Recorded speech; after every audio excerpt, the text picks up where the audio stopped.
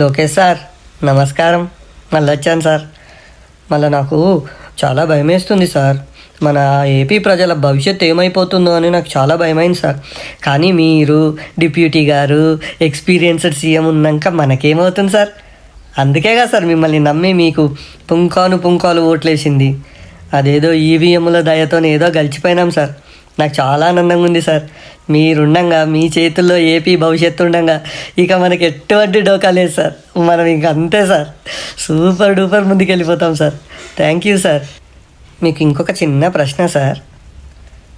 మొన్న వైజాగ్లోన 26,000 కిలోల పార్లేజీ దొరికిందట కదా సార్? అదే సార్, గంజా డ్రగ్స్ సార్. అది మన పార్టీకి సంబంధించిన వాళ్ళవేనట కదా సార్? ఏంటో సార్ అందరూ మాట్లాడుకుంటున్నారు, నాకైతే తెలియదు. నేనైతే బాగా వాళ్ళతో ఆర్గ్యూ చేస్తాను సార్.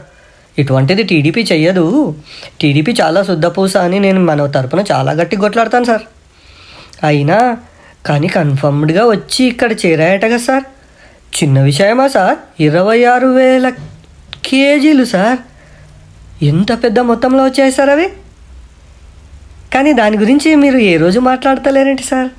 దానివల్ల చెడిపోయేది మీ విద్యార్థుల భవిష్యత్తే కదా సార్. మీరు ముందే విద్యకు అధిపతి సార్. ప్లీజ్ సార్, ఇది చిన్నపిల్లల భవిష్యత్తుకు సంబంధించిన సమస్య సార్. 26,000 కేజీల పార్లేజీ బయటికి వస్తే చాలా దారుణంగా ఉంటుంది సార్ విద్యార్థుల పరిస్థితి.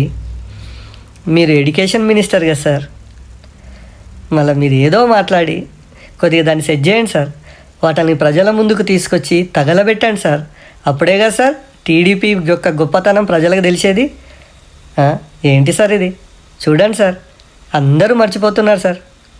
ఎంత డేంజర్ తెలుసా సార్ మీకు? మీలాంటి ఉన్నతమైన వ్యక్తులు ఉండే చోట ఇటువంటి చీప్ డ్రగ్స్ ఉండడం ఏంటి సార్?